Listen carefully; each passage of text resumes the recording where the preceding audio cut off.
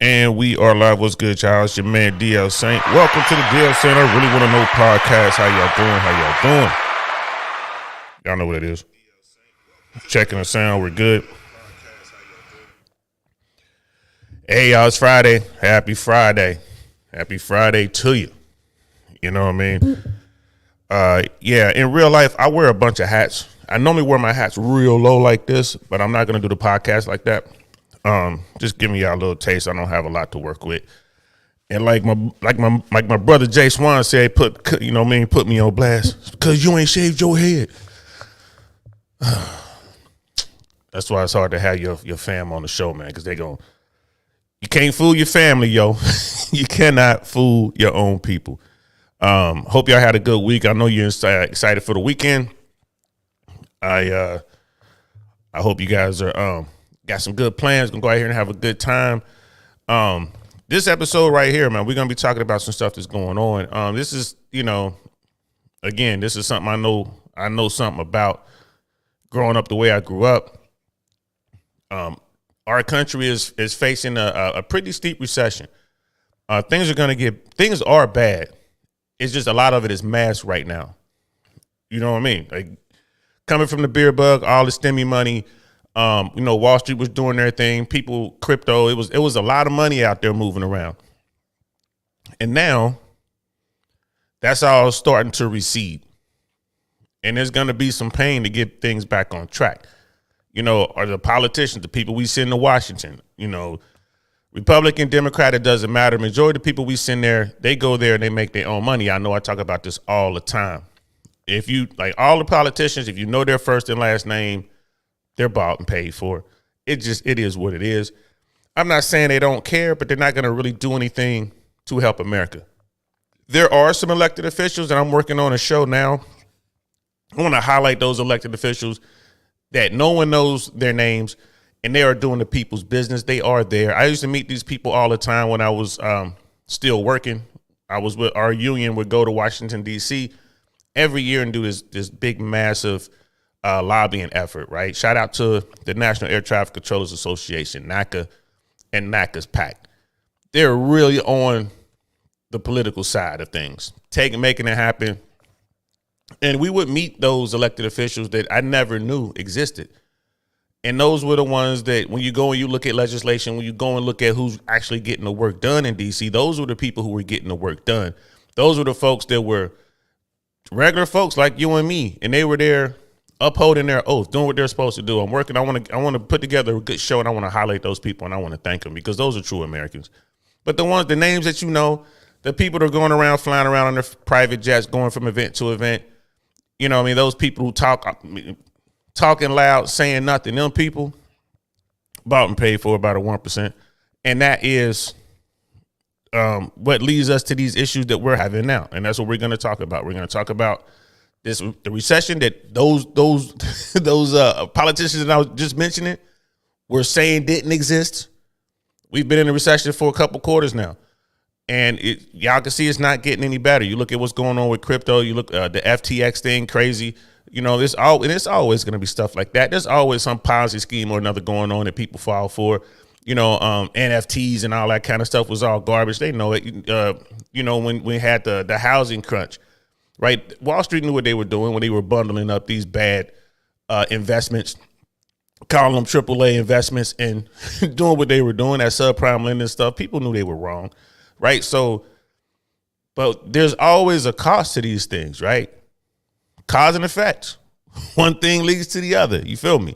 So, that's what we're going to talk about today. And when you have a recession, when times are tough, crime goes up. Certain types of crimes skyrocket. And they, And they, it is what it is. People aren't just going to sit there and starve, especially when they know someone down the street has it. Right. So that's what we're going to talk about. Sister Candace is in the house. What's good, love? How you doing? Happy Friday. Thanks for always being there. Thank you so much, Sister Candace, for always being there. You don't have to be here, but you're here. I truly value your support. You know what I mean? Always right here, number one in the chat. You know what I mean? Thank you. Thank you so much. And these are the shows that I really like to do. We probably won't have as much going on in the chat, like when we're talking about relationships or we're talking about sexual behavior, the sexual marketplace, and, you know, men and women and all that. We have a lot of people watching those shows. And that, I mean, that's the gravy. You know what I mean? A lot of people, you know, they're like, man, just keep doing those shows, boy. You'll be monetized in no time. You'll get more subs. You this and that. Man, I didn't start this just for subs. I didn't start this, you know what I mean, to get likes and views. I'm trying to get a message out there, yo. I'm really trying to. You know, I'm doing my best. And I want people to look and see, right? It's just one of those things, man. You know, people, we really need to put it through the old think tank. Think tank, Arch, nothing gets past the old think tank.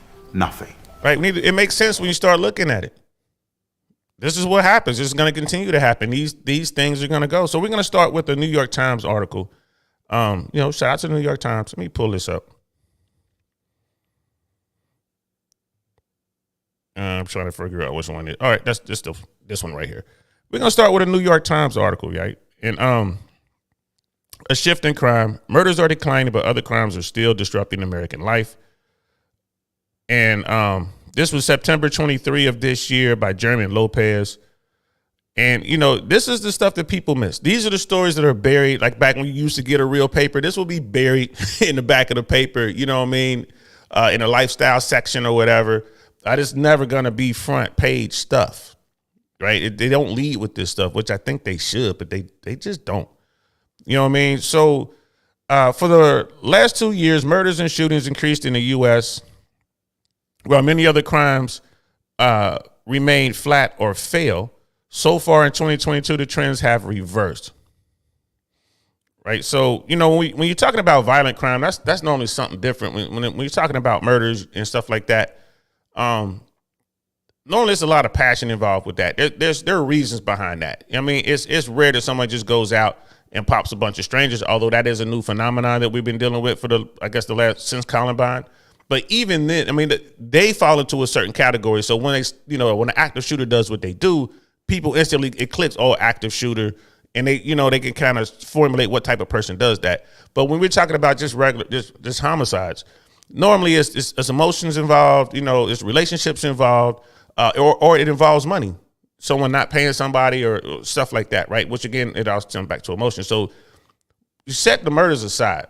America's a violent society, always has been, always will be, right? But the other crimes that were falling or remaining flat, you know what I mean? Like those crimes are the ones we're going to be talking about here.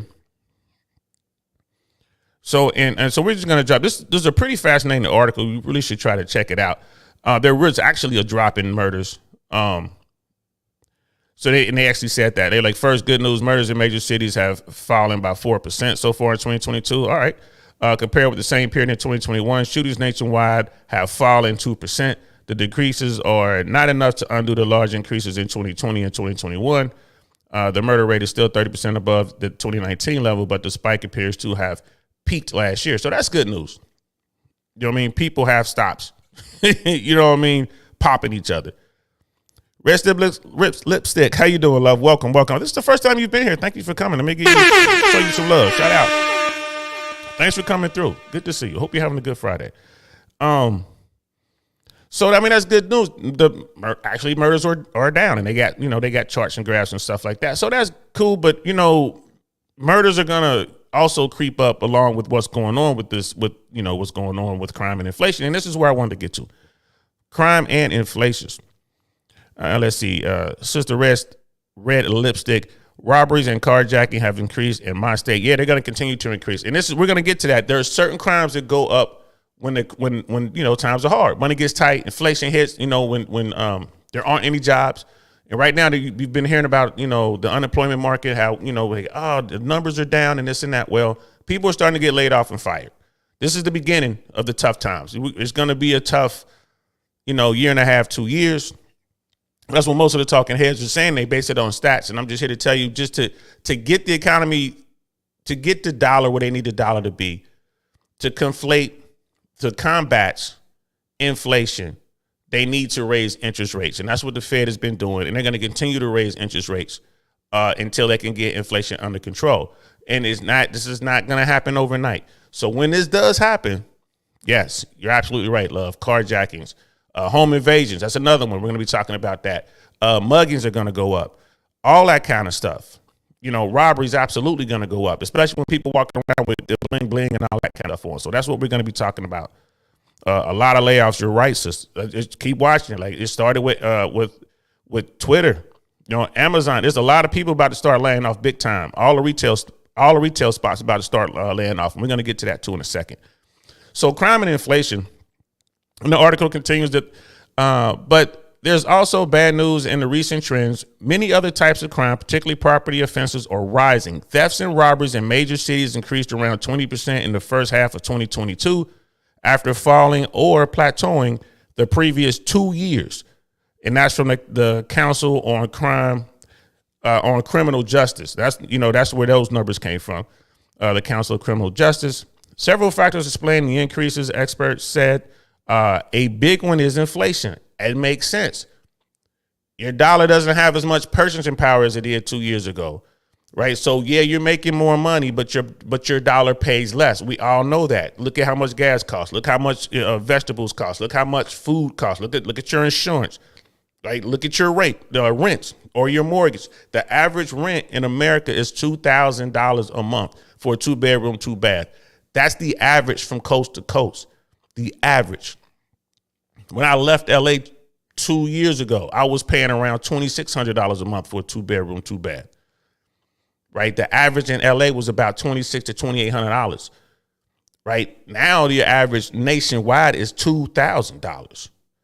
You know, LA, New York, these other places, it's going to continue to go up. Right? And your purchasing power, like the money you're making doesn't go as far. You got to make up the shortfall somewhere, right?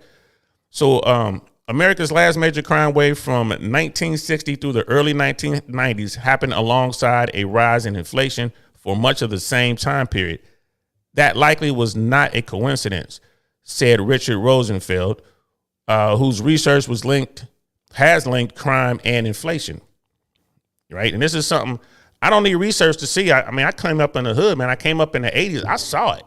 You know what I mean? I don't need anybody to come and just show me, hey, look at these stats we found. Like, yo, I lived through it. I saw it.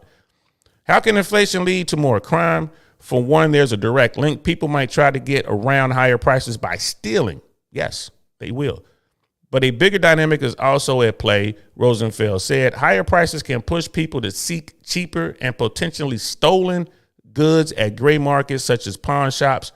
These purchases effectively boost demand for stolen goods, enticing more thieves and robbers. Anybody who grew up in the hood, they know, man, if you want to get something, you know who the boosters are, man. You know who the jackers are. You know the guys who go into the mall and they take all of the clothes and they sell them. They know how to get around all of the, tags and whatnot. That's their job. This is the time that they thrive during inflation. You got guys will go out and steal a bunch of brand name jeans or shirts or whatever. They'll come back to the hood and sell it.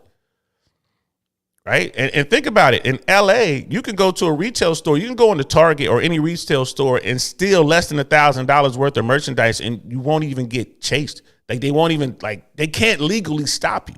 All they could do is film you and give it to the police, and the police aren't even looking for you. So think about that. And we put, pin that in the back of your mind, because we got another article that's coming up that's going to talk about that.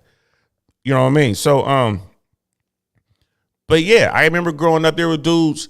These people that were stealing gasoline, selling gas. There's people stealing gym shoes, stealing, people had to hook up. Think of all the movies you've seen out there and all of the, all of the comedy skits.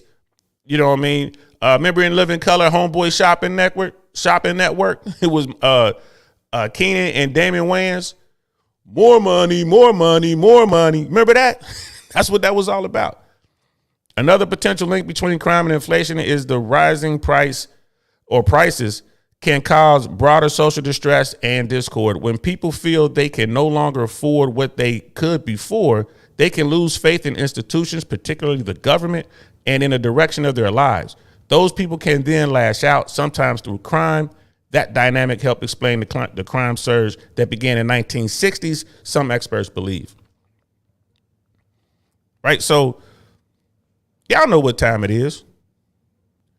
When time get tough, bro, you got to go out there. Your kid wants the newest gadget, the newest toy or whatever. I remember back in the 80s, man, the Cabbage Patch doll was like a thing. That was a real thing. You want to talk about people going crazy, right? Pulling out their guns to get it. A doll, a little doll baby, a toy to give to their kids. The Cabbage Patch craze was insane. Insane. And if and it became a status thing. Well, I got a Cabbage Patch. So all that pressure, you're already upset because you're working as hard as you can and your money ain't stretching. You could barely keep the lights on. You could barely keep the phone working. And you got your wife or a significant other and your kids screaming they want a Cabbage Patch. I'll do anything for a cabbage. Please, please, Papa, I'll do anything. That'll drive you crazy. That will have you go out and do some crazies. Now, you'll do anything to get that. Anything to get that. And that happens during inflationary times. That happens when the recession, there's a downturn to the recession. A downturn to the economy. Excuse me. That's when that happens. That happens when, unemployment rates are high and unemployment rates are getting high. Brother Jeff, who's down with Jay Swans, sent me an article, and I'm going to be doing an episode on this next week, talking about people who are out there that refuse to work right now. They refuse to work when times are good. Now the time is coming when they ain't going to be able to work. So we're going to do that episode as well. But again, that's going to lead to different crimes. And people are already scamming, but just imagine how many more people are going to be willing to scam. You know what I mean? They're going to be willing to what they call it, the card breaking thing, where people float checks from account to account. And they take the cash out before the check clears, and you know what I mean. That's already going on, but that's going to continue to go on. Got all these people calling you and trying to fake you out. How hey, this is the IRS. You owe us $10,000, but if you pay us $200 right now, we'll forget all about it. You're going to have those kind of crimes. All these kind of crimes are going to happen now. People are going to be trying to take your pennies because everybody's going to be hurting. Let's catch up with the chat. Sister Red Lipstick. It's so many evictions now. People just can't afford the increase. Yes. All that pain. People are getting evicted, having to go back home to live with mom or live with family members or whatever. And it's not just them, it's their entire family. It's going back to, the tough times like back in the day. And what do? You got that, you got your parents looking at you like, come on now, y'all, we retired. We trying to live our life and have a good time. And y'all back in the house, you got the grandkids here, y'all acting the fool. It's crazy. You got that pressure. You want to get out, but you can't afford nothing. Your credit is wrecked. Somebody comes up to you with a scheme. Man, we can hit this lick, cuz let's go on out here, cuz on get this money. We can hit this lick. A lot of people, they do it. It is what it is. Act Blue 34 was good. Welcome. Always lots of crime in black communities. I wonder why. Always crime in the trailer parks. You know what I mean? Always crime in the trailer parks. Because people from the black community who was doing their dirt, guess who we had out there as our mules? Old white people. That's who we had carrying all our weight because we understand the racism that exists in our criminal justice system. So trust me, in the trailer parks, it's just as much crime. Your neighbor next door in the double wide to come over and steal your cable. You know what I mean? If they can, they'll come over and steal from you. You know what I mean? So Act Blue, I think I remember you, Blue. Yeah, you were supposed to hit me up on Instagram and you never did. Why is that? You know what I mean? Why is that? They came back. Yeah, I've been asking around on the Fresh and Fit side. If I'm not mistaken, you were a big time Trumper. I'm a big time Republican. You know what I mean? But I'm not a Trumper. But yeah. There are a lot of people who like, it's the black people, it's the Puerto Ricans, it's the Italians, it's the Mexicans, it's the that. And everybody is going to engage in these crimes. And most of the white collar crime, right, is race neutral. It's everybody. You know what I mean? So, and the blue collar crime, the people who are skimming and all that, that's almost 80% white.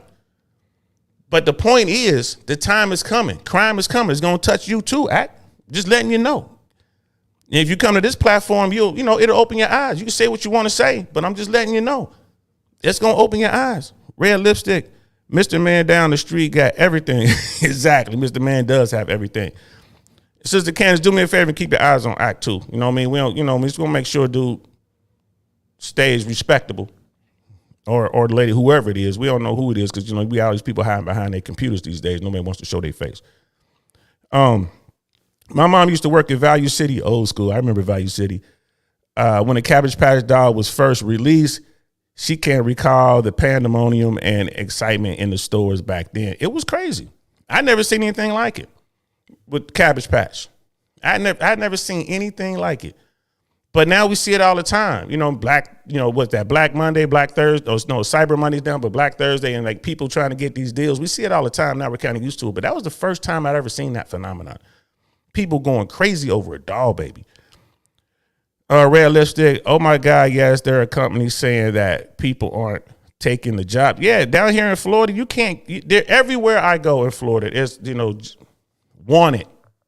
Help wanted. Start today. Like I said before, the fast food places, you know what I mean? You could work today and get paid today. You'll see that in the fast food place. Work today, get paid today. Right? I've never seen that before in a fast food joint. I mean, there are tons of, like mid-sized corporations. There's like tons of work for construction, tons of work for people who can operate heavy machinery, forklifts and stuff like that. And they're paying $20, $30 an hour, full benefits. The day you start, they don't even put you on like a probation period. So, and people are not answering these ads. So, and that's here in Florida. I saw it in Georgia. I was recently in Georgia. I saw it in Georgia. I saw it in Texas, right?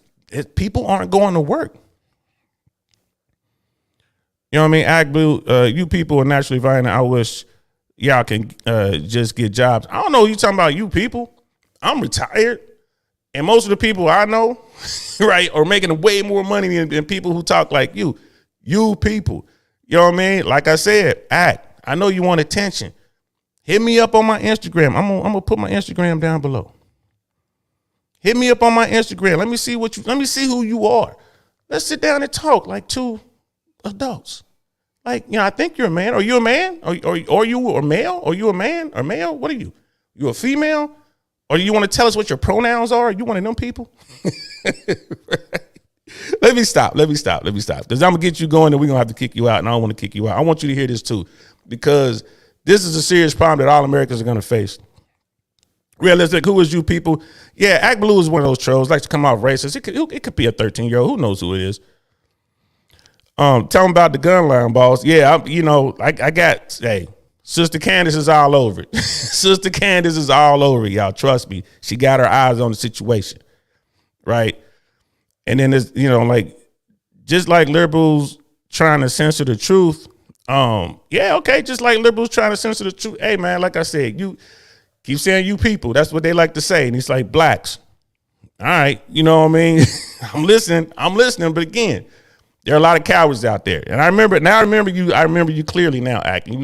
You say all this big stuff, man, but you a real coward. You know what I mean? Female or male, doesn't matter. You're a coward. You won't show your face. You'll gladly say all this stuff, but you won't show your face. That tells me a lot about you. You're looking at my face and you hear my voice, right? So it is what it is.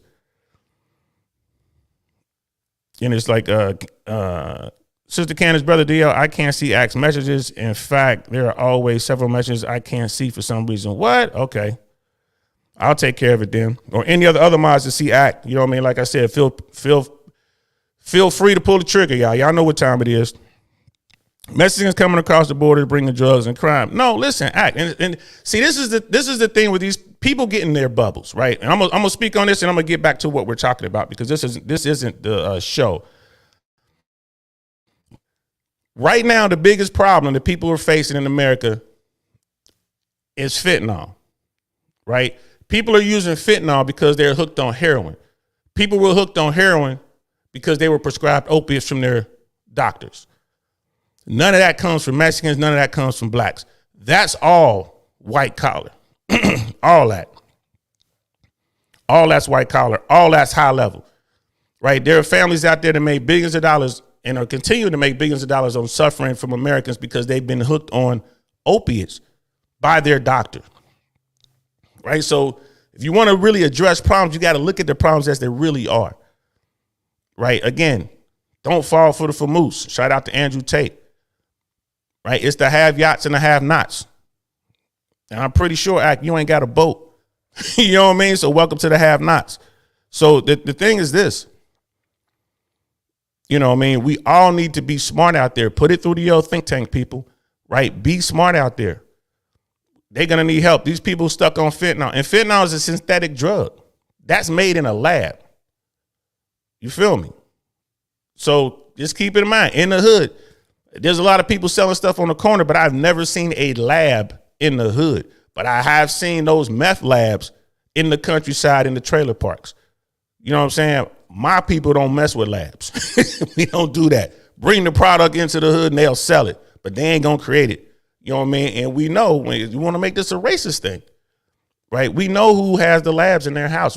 I've seen people on TV making some, you know what I mean? Making some ice or whatever with a plastic soda bottle and a battery, right? And they was just sitting there making a drug. Like this thing could blow up in their hand at any moment. So that's all I'm gonna say about that. That's a different subject. And one day maybe I will talk about drugs. I've done a couple shows on drugs. No one's really watched those, right? But it is what it is. Talking about the liberals again. I am a Republican, card-carrying Republican, member of the Republican Party here in Florida. You know what I mean? So just so you know, and there's a lot of people who look like me that are Republican. You know what I mean? So red lipstick, I said, Candace, he may have you blocked. Yeah, and it's one of those things. Like you see people like this, and I ain't gonna lie to you. I like it when the racists or the dummies come out. I like it, but I think it should be a law that they're required to show their face, reveal who they really are. Say what you want to say, but you're gonna have to own it. You know what I mean? Because this act, who knows who this act person is? And again, there's so many trolls out there, and this is just one of those trolls, just not a good one. And it's like, you people won't replace us. Yeah, this is a kid. This is just a kid. You know what I mean? It's like you people are trying to replace us now, man. Y'all can't compete with us. You lost your privilege. That show was coming. That show was coming about that. Realistic, you were already replaced. Yeah, I mean, you know, they lost the race. I wish I had that privilege. I wish I grew up and I had all that kind of privilege. I'd be a billionaire right now. Right? I would absolutely be a billionaire right now. And I wouldn't have lost my money and had to get it back. Not all, you know what I mean? I wish. You know what I mean? Sister Candace at Realistic Vibes. That's something I hadn't considered. Thank you. Yeah. We got Sister Follows in the house. What's good, love? Good to see you. And this is the last one I'm gonna put up, you know, with the local troll. I mean, you get no gas here. And this is funny too, because I ain't gonna lie, Sister Candace, this Act Blue was claiming Fresh and Fit. Was claiming, you know what I mean, was claiming Myron and all this kind of stuff. Because that's now I really remember this particular troll. And I haven't seen them over in Fresh and Fit. They probably got like 16, 17 you know, accounts or whatever. But I'm still looking. It's just a matter of time before I find this act. Dude, I found some people who had a similar handle, but I don't think that it could be. I'm gonna have to, you know, some people over there, Colonel Sanders put me onto some names, and I went to their websites, and it could be. The person I found was actually a person of, like, it looked like Indian or Pakistani descent, which would be hilarious if that's who this person is. But don't worry, man. It's just a matter of time before we find you, player. It's a lot of smart people over here, man. Trust me. We're going to have a sit down, you and I, my friend. We're going to sit down and talk. I can show you some things. Realistic already replaced is more biracial couples. Yes, exactly. It's all good. And we're just going to go ahead and ignore that. I'm going to go ahead and just, you know, if dude get out of pocket or if her get out of pocket, you don't know, we'll call them them. This person probably has pronouns. we'll call Act them. If them gets out of pocket, we'll go ahead and silence them. It is what it is, because I want to get back to the article. We have a few more articles. And the next one we're going to read is, you know, it's real fascinating. It happened down here in Tampa. And Sister Candace, please, chat, let's stay on topic and be respectful for each other. Yes, absolutely. And for the platform. And thank you for that.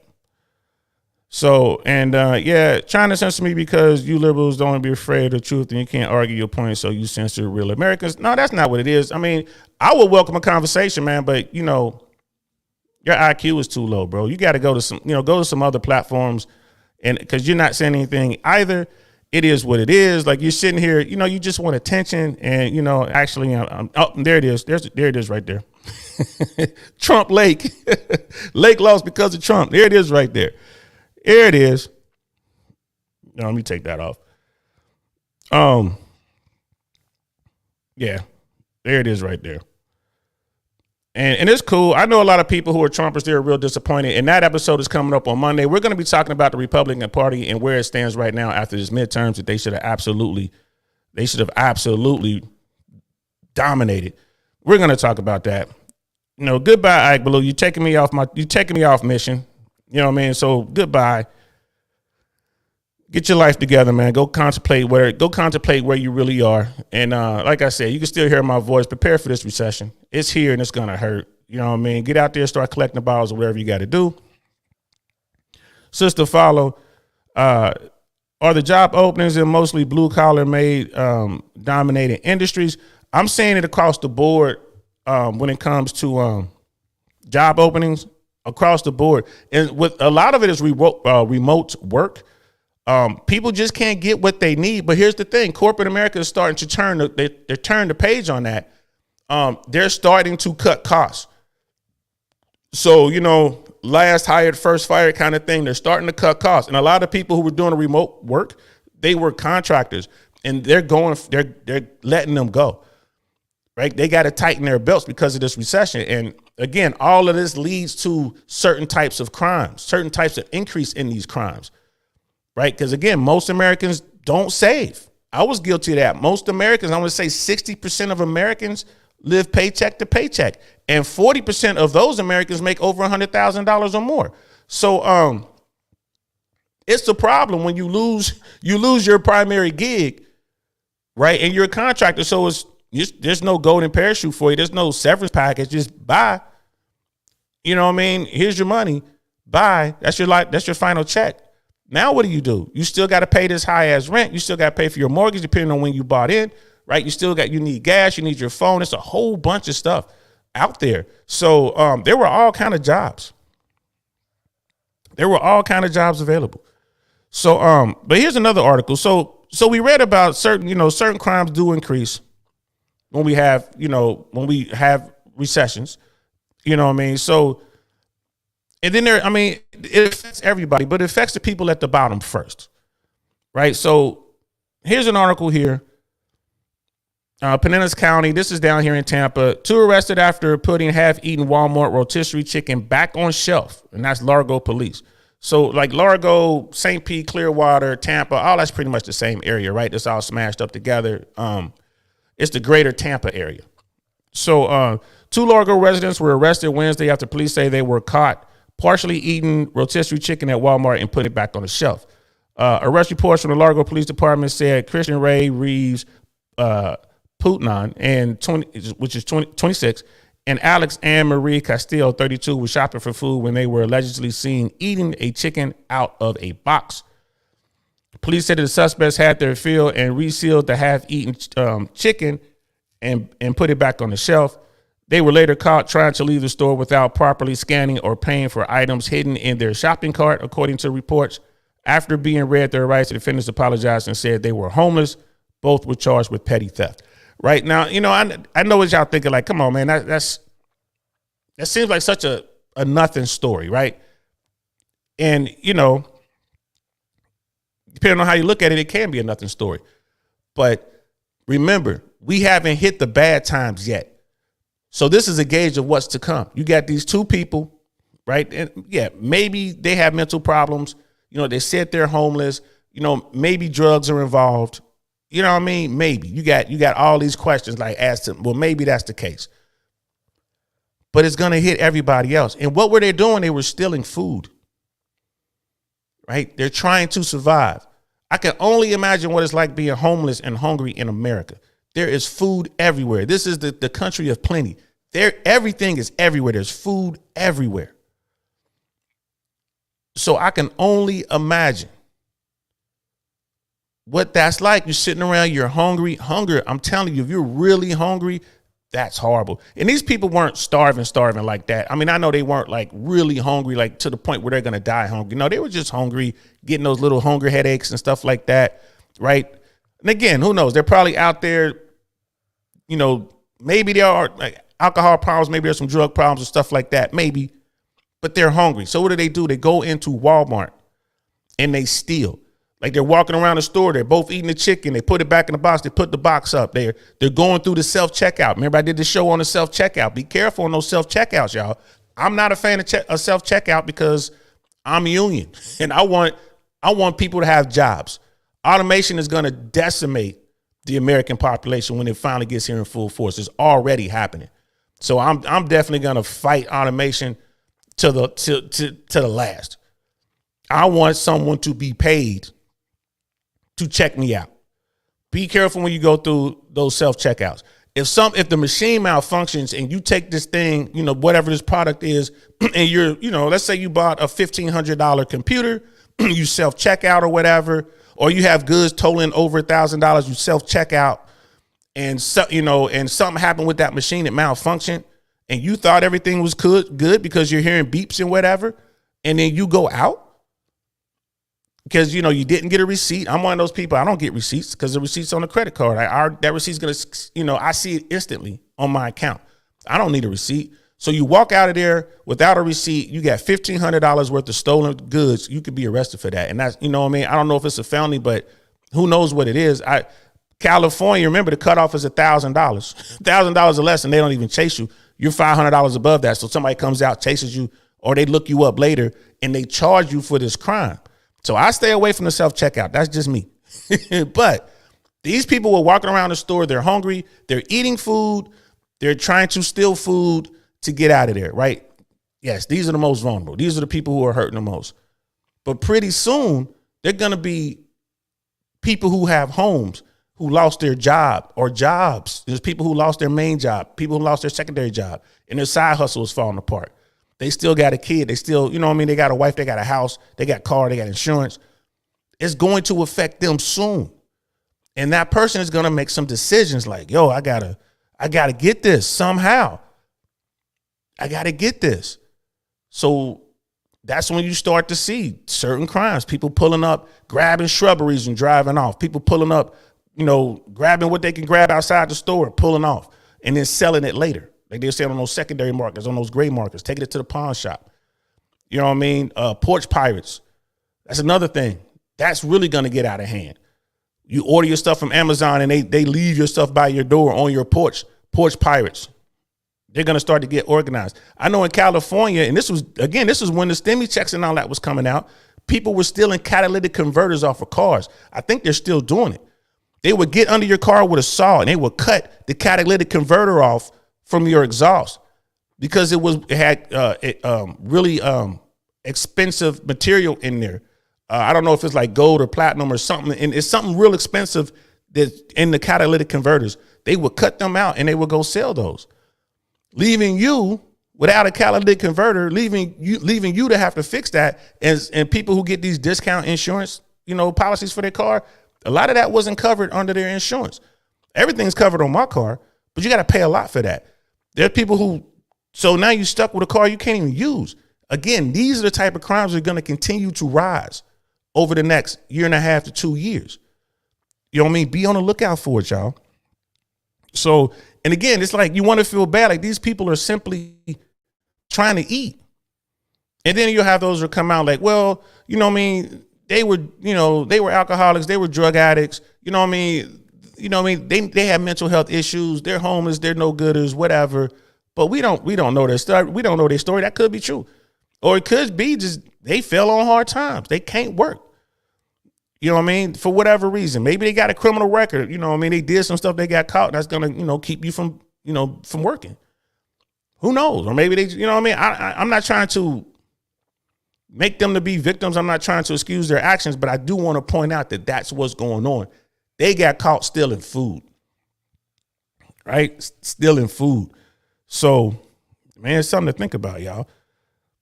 And then there was, let's see. Okay. There's another article I wanted to read. These sort of things kind of, hit the middle class and the poor. It hit the poor first, and it also affects the middle class. Now, here's the thing. We all know that the middle class has been shrinking for 30 years. The middle class has been shrinking. We all know that. I don't even know what it takes to be considered middle class anymore. And there's an article that I thought was pretty cool. We're about to look at it here. And it talks about the middle class. So let's have a look at that. Let me catch up with, let me pull this up first. One of these days, y'all, I'm gonna get a producer. Cause you know what I mean? I know I'm all over the place. I almost said I feel like y'all to hit me with the merch. I'm not gonna say it. I'm not gonna say it. Y'all catch me saying I feel like, you better clip it. Cause I ain't gonna say it. I feel like merch. Merch. Here's an article right here. A lot of Americans are no longer tipping 20%, and inflation may be to blame. This is not the article I wanted. I'm sorry, guys. This is not the article I wanted.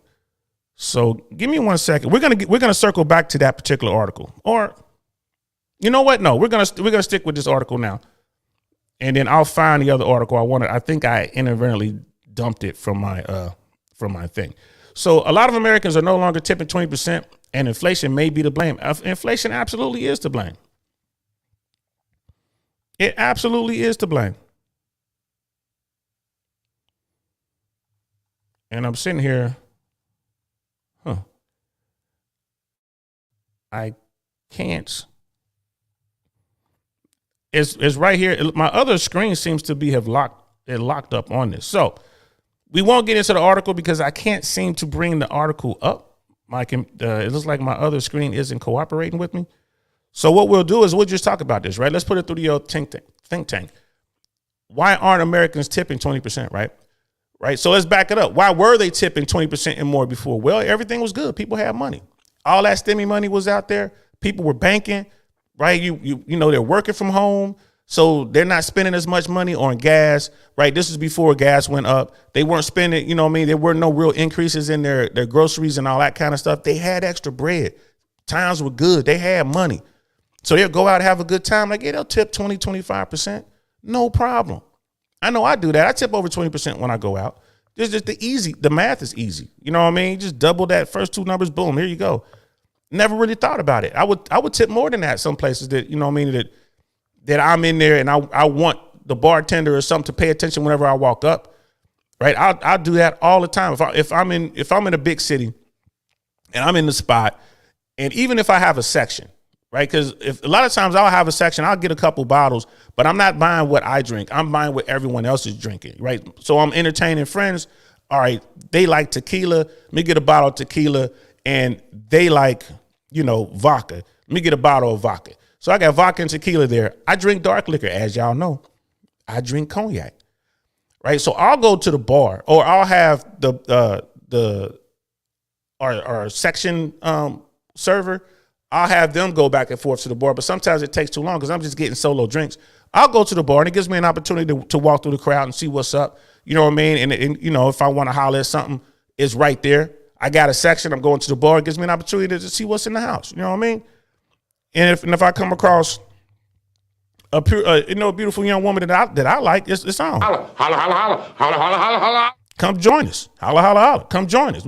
We got a section, right? And I got vodka and tequila. And I know that 90% of women are drinking vodka and tequila. And normally when you out and about and you kicking it in those crowds, women gonna drink whatever you are serving. It's just what it is, right? And I've never come across a woman like, hey, we have a section if you want to come join us. And they're like, what do you have? It's like, I got vodka, tequila, I got whatever. They've never said no. Even if it was just me and my dudes and we're drinking, you know, cognac, they'll come over there and make some cognac. So, you know, mix up some cognac. So I'll make my way to the bar. When I get to the bar, you know, there's going to be a million people there because all the brokies are walking around standing up. That's how it works now, right? All of the hardworking regular folk, they're not going to spend what it takes to get a section. They're all waiting. Well, I walk up to the bar, and as soon as the bartender sees me, she points to me. You want another one? I give her a thumbs up because she can't really hear me. So all those other people are turning around looking at me like, who is this guy? Well, what they don't know is I got there way early before it got crowded. I went to that bartender, and I gave her a $20 tip on my first drink. $20 up front. She looked up at me, and this happens wherever I am, New York, LA, Miami, Chicago, Dallas. It doesn't matter. Here in Tampa, they'll look up at you, thank you for the tip. And whenever they lock your face in, as soon as you show up, walk up to the bar, they got you. Here you go. And I know people like, oh, you just a baller, Unc, you just a baller. No, I'm not. And here's the thing. All I'm doing is giving her tip up front. Right? That's all I'm doing. And I was watching Patrick Bet-David the other day, and apparently back in the day, that's how I did it. The tips were given up front because and it's an acronym. And I'm sorry I don't have the acronym in front of me, but tips is an acronym, and it's basically you're paying them up front to guarantee special service or good service or something like that. The acronym was perfect. I'm sorry, I might pull it up by the end of the stream. So that's what I do. So yeah, I'll get it $20, and at the end of the night, I'll wind up buying. My tab might wind up being $100, right, from the bar, and I've already given her the $20 up front. I might give it another $5. You know what I'm saying? But it's all good. That's my friend to the end, like Chucky. Whenever I come into that spot, they always remember. Why? Because Americans aren't tipping. Why? Because they ain't got it like that. It ain't their fault. Like, times are getting tough, y'all. So that's my cheat code on that. For anybody who wants to go out or whatever, that's my cheat code, right? On the tipping thing. So, but back to the topic, like why Americans aren't tipping, because they don't have it, right? Cost of gas has gone up, right? When gas goes up, the cost of oil goes up, everything goes up because everything is shipped by truck. So everything you buy costs more money, from groceries to vegetables to shoes to clothing, everything. Everything becomes more expensive. You simply don't have it. So you can't. Like when all the stimmy money was out there, people had bread, right? People were making investments in Bitcoin back in, the early 2000s. They had bread. Their Bitcoin was doing good. Now we got this whole FTX thing. You know what I mean? Bitcoin went from as high as off around 60 of coins is down to, where's it at now? Is it still under 17 a coin? Ethereum's getting real close to, last time I checked Ethereum, it was 12, right? So all that extra money is gone. So Americans just don't have it. Point blank period. They just don't have it. It's not one of those things. They just don't have it. And I can't move that at all, huh? When I can move this. Okay. Yeah, I don't know what happened with that one. Kind of messed up. So I'm gonna catch up with the chats in a second. Give me one moment, y'all, because there was one article I wanted to pull up. Okay, I remember what it was. Here it is. I found it. So there's there's two more articles I wanted to pull up. One was Yahoo News. All right, I just found it. Okay, cool. So let me catch up on the chats. Sister Candace. I saw a video where a mom and her son, approximately 7 years old, were detained because her son took food and began eating it, and the mother couldn't afford to pay. Yeah. She pleaded for help, and no one came to her aid. That sucks. But yeah, you gotta watch your kids, yo. You gotta watch your kids. Please hit the like, subscribe, and share buttons, please. Yeah, appreciate that, y'all. And that was Sister Candace chat right there. I mean, I ain't gonna lie to you. If I'm out somewhere and I see something like that, I will probably step up and help this poor lady. But in the back of my mind, I'll be thinking, is this a scam? Is this what they do? That's where I am right now, because I've seen so many scams. But in a situation like that, I'm like, all right, if this is a scam, you got me. So I just helped you feed your child. That's not a big thing. I definitely would have stepped up and helped. You know what I mean? But you step up and help. It's like, oh yeah, he stole some filet mignon. Like, oh man, he stole an $800 piece of meat in the store. Who cooked it for him? But I definitely would have. I would have helped. I would have helped. And you probably see the same mom and son combo at a different store 2 weeks later doing the same thing. You know what I mean? It is what it is. But sometimes you just get me. I definitely would. I would definitely would have helped. Sister Candace. And then to prosecute people for mistakes at the self-checkout is crazy to me. Yeah. Blatant theft should be addressed, but untrained patrons are being criminalized for simple scanning errors. They are. They come at you. And here's a scenario. You go to self-checkout, right? You've already lost your job. Times are tough. You didn't know, that there was an error or whatever. This wasn't malicious. You're not trying to steal, but they're going to come at you like you did. They're going to give you an opportunity. Sometimes I would imagine they'll give you an opportunity where you could pay for it now and you really ain't got it. Like, you really don't have it. And now they're going to prosecute. Now you need an attorney, right? Or you can have the court appoint you one. It depends on what you're looking at. Is it a felony, whatever. Now you in the justice system.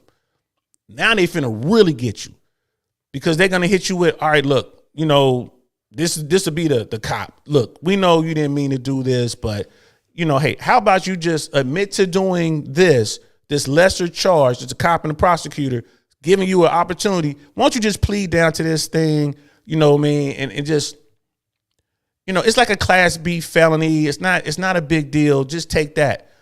All right. No jail time. All right. Probation for the next 3 years. All right. You do that. Now you're a felon. Now you're on probation. Now, if you make another mistake, you got to answer for those crimes. You got to do whatever time's left on that, plus whatever the new mistake is. It's a trap, y'all. You got to be careful. You got to be careful. You know what I mean? Brother Marcus is in the house. My favorite devil, dog. What's good, Marine? Thanks for coming through. I appreciate it, man. Yeah, a woman will drink whatever when it's free. Shit, I'll damn near drink whatever if it's free. Now I'm at a place where I'm an old man. Like, I won't. Nah, you got to give me. If you don't buy me a drink, you got to buy me what I'm drinking. And if you don't, I can't afford that. Hey, I ain't tripping, bro. I ain't tripping. Matter of fact, what you want, I got it. Because you work hard to get to this place. You know what I mean? Brother Doug, I tip big at the bar too. Get quick service at that. Yeah, that's why I do it. That's what tips are designed for, bro. That's why I do it. I'm very strategic with it. You know what I mean? I'm not trying to show out. And I can remember last time I was at Komodo in Miami. I was in there with Myron and Fresh, as a matter of fact. Shout out to Fresh and Fit. We had dinner at Mr. Child's. Fresh loved it. Myron hated it. He came out of Mr. Child's. He was tight, bro. He was pissed. He was mad as hell. Man, all this expensive food, they don't even give you no food, man. I'm still hungry. He was mad. I was messing with. Shout out to you, Byron. So every time I see him, like, what's up, man? We're going to have lunch at Mr. Child's. He just look at me, boy, like he want to punch me in the face, boy. It's hilarious. He was like, come on. You're like, look, Saint, I ain't messing with you, man. I'm still tight. You one of the richest men in Miami, bro. It's Mr. Child's. The food, he was like, yo, the food was good, though. He was like, the food was good. They just don't give you enough. Shout out to them boys. But we were at Komodo, right? And I was at the bar doing what I do. I gave the bartender a $20 tip. There was a guy sitting there, said to his friend, did you see that? He just gave him a $20 tip. Like it was a magic trick or something. But again, my tab is going to be at least $100. I'm just giving her the tip up front. That's all. You know what I mean? Because I put it through the old think tank. Brother Marcus, make sure if you haven't hit the like button notification. Hey, thank you so much, bro. I appreciate the support, man. Favorite devil dog, man. I ain't gonna lie to you. Sister, follow to ensure prompt service. Thank you. There it is. Tips to ensure prompt service. Thank you. I got the highest IQ chat in the land. I knew somebody was gonna do that too. I knew somebody was gonna put it in there. To ensure prompt service. You tip up front, right? Shout out to sister. Follow. Right, follow Key's track. Shout out to her. Shout out to Patrick Beck David on his show. One of his guys was talking about this yesterday. I saw it yesterday. I don't know when they actually broadcast.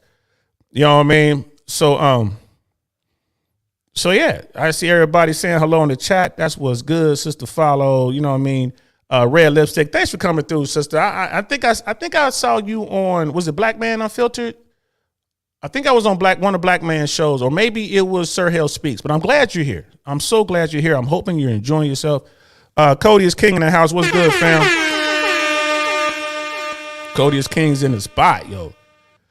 You know what I mean? Sister Red Lipstick, right. They do scam people and use their children as bait all the time. You see them on the street all the time out there asking for money. One of the biggest scams that I saw in LA was there'll be a picture of grandma. Grandma died, you know what I mean? We need money to bury grandma. And it was the same group. It was like 2 women and like 2 kids.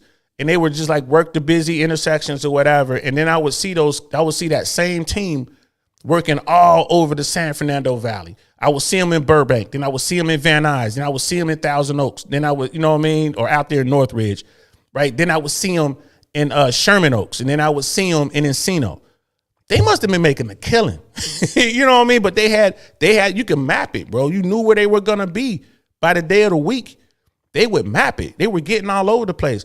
And I remember once it was the same thing with these two, I don't know if they were Middle Eastern, maybe Armenian, but it was a couple younger women, probably in their early 30s.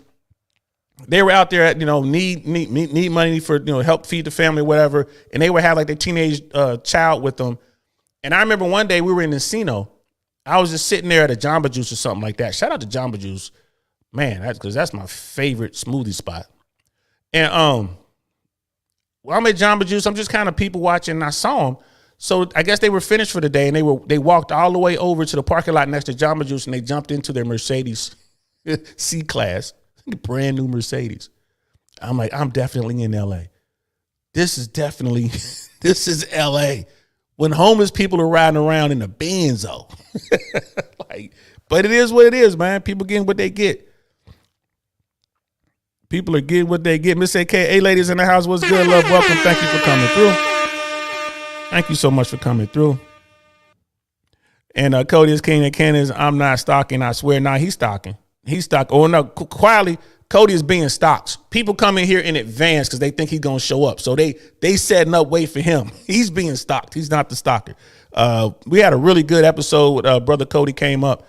And we kind of chopped it up, man. Go check that out, man. That Spartan lifestyle, man. Check that out. That video is doing pretty good for videos on my page. Yeah, bro, you being stalked. You ain't the stalker. So yeah, man. Let's get into this next one. And this was a pretty good article. This was on Yahoo News, and it didn't surprise me, to be honest with you. It didn't surprise me. So here it is right here. Single-digit millionaire is the new middle class. Billionaire Grant Cardone says you are not wealthy, you are worried. Right? Grant Cardone, he's a billionaire. He's a real estate guy. He's big. He's down in South Florida. You know what I mean? Again, another person that came from humble beginnings and doing his thing. And he's saying it. Single-digit millionaires are the new middle class. Think about that for a minute, y'all. Think about that. Single-digit millionaires. So think about where you are personally, and everyone's always talking about six figure. Like people are talking about 6 figures is where I need to get. When I hit 6 figures, I will have made it. I'm there. I'm here to tell you, no, you're not. No, you're not. You pull yourself up, right?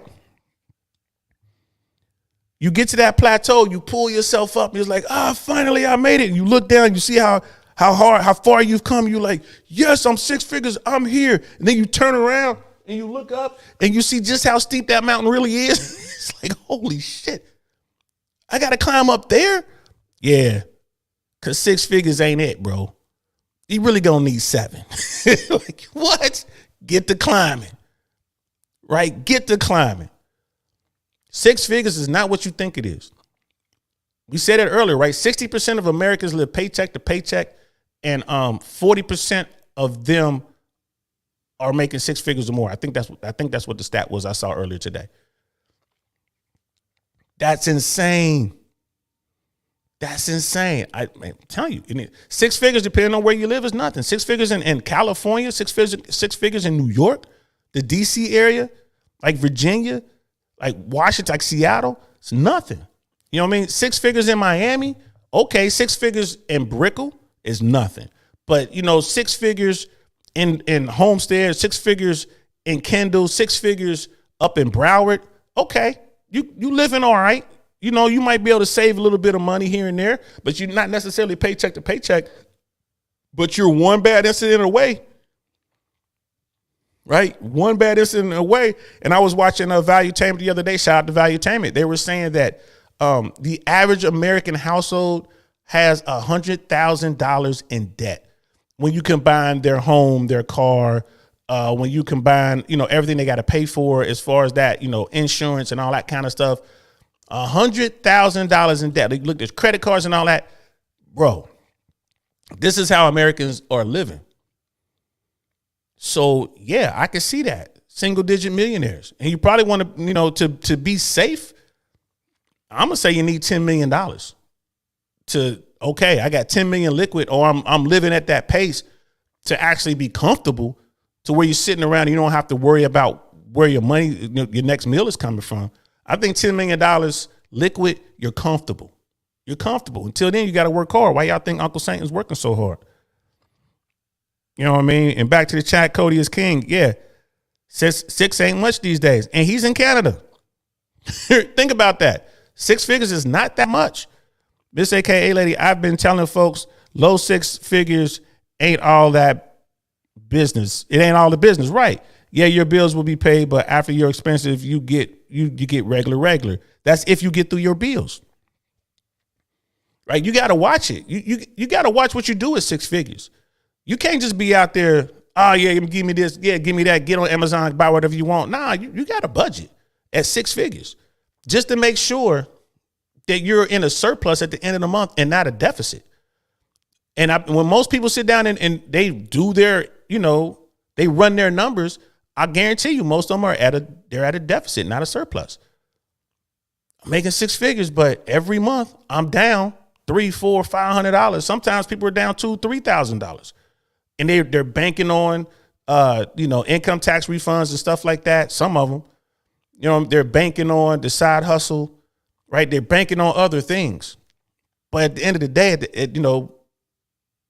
their monthly budget, they're running at a deficit, not a surplus. Just like America. Don 007, 6 figures is the new month to month. It may get there, bro. You know what I mean? Like I'm talking, when I say may get there, it may get there for everyone. It's definitely the new month to month in those high expensive areas. If you ain't watching what you're doing, like we said, out LA, San Diego, San Francisco, New York City, DC, Philly, you know what I mean? Seattle, Minnesota, St. Paul, Minneapolis, St. Paul. You know what I mean? It can happen to you in Dallas, Miami, Fort Lauderdale, here in Tampa. Yeah, man. If you're not careful, 6 figures ain't nearly enough. Miss AKA lady, 100,000 sounds super low if the mortgage is considered right. The average American is paying $2,000 a month in rent. Just rent. That's the average across America. So like the high cost of living places is way up there. If you want to buy you a place, if you want to rent you a decent little place over here in St. Pete, Florida, man, you're looking at close to $3,000 a month, depending on how close you are to the water. That's here in Central Florida. If you're trying to get into some place that you can see water in LA, like if you can see water in LA, like you're in Santa Monica, you're in Venice or something like that, like come on now, you spending $8,000 to $10,000 a month on rent, and that's a 1-bedroom, maybe a studio. If forget about buying it. You know what I mean? Forget about that. That's millions. Right? Same thing in New York. So 6 figures, I'm telling y'all, it ain't it. It ain't it. Sister Candace, 100,000 isn't enough, especially when you factor in mortgage, car, food, basic utilities, kids, etc. Yes, taxes. Oh, Lord have mercy, taxes be eating me up. It's a sad commentary that most Americans don't save $600 in savings, right? Or are one incident away from financial ruin. Yes, the average American cannot afford an unexpected expense of $600. The average American can't afford that. Think about that. If the average American had to go to the hospital and got a bill for $400, $500, $600, they can't afford to pay it. We talked about that on one of the episodes we did on this platform. They have to use a credit card if they have it to pay it, or it goes unpaid. Like you don't buy any medicine or you don't buy any food or something to pay that. So everybody think America's balling out of control. They're not. Brother Prime's in the house. What's good, fam? Right? Get out the cities. The cost of living is too high. Yeah, but even outside of the cities, those places are still expensive. The further, if you're in a remote area and everything has to be shipped to you, you got to pay that premium, right? And again, oil and stuff, gas is high. Everybody's dealing with this. All of Americans are dealing with this. And this is why certain crimes are occurring, right? And this is, that's the whole point of this particular conversation. That's why certain crimes are occurring. People are trying to eat. They're trying to feed their families. Their purchasing power has been decimated. A lot of them have lost their jobs and what have you. They got to do what they got to do, which means that's going to force them into, certain elements of the criminal world. Let's keep it 100. It's just going to force them into it. Somebody gets hurt and they go out and they get Vicodin, for instance, from the doctor. Instead of taking their pain meds, they're going to sell those pain meds on the street. You know what I mean? I know there were people out in LA. This was back in the early 2000s. They were selling Vicodin like for $25, $30 a pill, sometimes higher, just for one little, one pill. And then the Xanax, those bars, they were selling Xanaxes for like $20 a bar, right? Because I guess Xanax come in these little bars, you break them apart. So prescription drug hustle was huge. And you would have people constantly going to their doctors and switching up doctors and getting prescriptions for this. And now that doctor stops writing the script. They go get another doctor, get prescriptions for, and they would sell those. They wouldn't use them. They would sell them. So you're going to start seeing stuff like that. It's really crazy. I'm going to finish up with the chats, and then we're going to bring up that article. We'll see what Grant Cardone was talking about. It's really about knowing where you put your money so it grows well, and you have to be very aware of where every dollar is going. I don't know how people just swing it. Most people aren't good with money, love. Just going to keep it 100 with you. Most people aren't good with money. Sounds like you are. You have the discipline, and that's great. But a lot of people want it now. They'll go good for a minute, and then something will happen, and they'll go out there and they'll just blow the wad. You know what I mean? They'll just blow the wad on something crazy. And it's like, oh man, back to square one or back to negative square three, right? They don't put themselves in a little hole. So it takes discipline. You know what I mean? It takes discipline. But yeah, if you know yourself, I'm always talking about that, right? Sun Tzu, know yourself, know your enemy. If you know yourself and you know you're bad with money, go find someone who's good with money that you can trust, or go pay somebody and just watch them with the money. Right? Do what you got to do to, adjust to yourself. But a lot of people don't do that. I mean, it is what it is. Candace, Miss AKA lady, personally speaking, our Roth IRA mutual funds are down 28%. Yeah, and it's going to continue to drop a little bit too. I'm sad to say. This year alone, hard pill to swallow when that's one avenue many utilize to grow their money. I mean, it is what it is. But, the good thing about that is, that's not a big problem unless you're talking about retiring right now. It's like, that sucks. When it's time to go get it, that sucks. But that's the market. The market's up, the market's down. It is what it is. Right now, the market's down. It's going to continue to go down. Right? It's going to be a bear market. And it should be this way for, again, a year and a half, 2 years. But on the other side of this, that next bull market might be a doozy. The next bull market, it might go crazy. It might go crazy. And Cody is king. Yep, that happens a lot. Talking about the prescription stuff. Yeah, I've seen that so much, y'all. And Sister Candace, MSAKA lady, we would definitely improve upon our financial literacy to learn about other ways to grow money. Yeah, you got it. And here's another thing too. This is one of the many things I love about women. Most of the women that I am drawn to are good with financial literacy. They have solid financial literacy. They're disciplined. They're good with money. That's one of the things that, I gotta have that quality. That's right up there, right? That is a must. If I'm gonna take you serious, you got to be good with money. And because I'm not that good with money, so I'm looking for things that I'm not good at in women. So that's one of the things I look for, especially now in my old age. I'm just sitting back. I want mature women who are good with money, who aren't afraid to play, but they know how to save to play. You know what I mean? They know how to get there. Set goals. We get there. Boom. All right, let's go to the Maldives. We save the money. Boom. We had a good month over here. Let's go do that. Boom. That's what I look for. You play with the other ones. The other ones, yeah, you could just have fun. You're on a random weekend and she's just looking good and she, she wants to, you know what I'm saying? She wants to give you the Foxy Brown. Fine. But you don't take her serious. You can see she broke. You don't take her serious. But that's just me. That's just a quick aside. Brother Don 007, most people fall victim to life stalker. You buy a Benz, really should be driving a Honda. Yeah. Everybody want to keep up with the Joneses, not knowing that the Joneses are broke. Miss Candace, MSAKA lady, or Sister Candace, MSAKA lady. My mom, who was into her 70s, was hoping to retire, but is continuing to work because of the decline in her portfolios. Yeah, unfortunately, that's the thing. So while I'll be okay, others won't. That's true, and that's sad. You know what I mean? It really is sad. I look at mine. What's going on right now? yeah, you look at those drops, it's like, whoo, like that number done went way down. That number used to be up pretty good, but you always got to be hustling. Always got to be hustling. I still keep a checkbook, brother DL. That's hilarious. That's golden right there. Those are the sisters. In me, that's a top tier woman right there. Oh, you keep a checkbook? Hold on, girl. Is that a checkbook I see? You won't get married. That'll be me. Like, oh my goodness. Don 007, most people fall victim to lifestyle creep. They buy Benz when they should buy a Honda. Yeah, they do that too, man. They do that too, and they feel good. They feel good when they do it. So, yeah, let's check out this article. And this again, Grant Cardone. This is Grant Cardone. This was November 16th of this year, and this is Yahoo, right? This article is from Yahoo. The man who boldly predicted that America will become a nation of renters and that the Federal Reserve forced the general public out of the housing market is back with more calculated claims that, upon further investigation, feel like more uncomfortable truth than the attention-grabbing headline.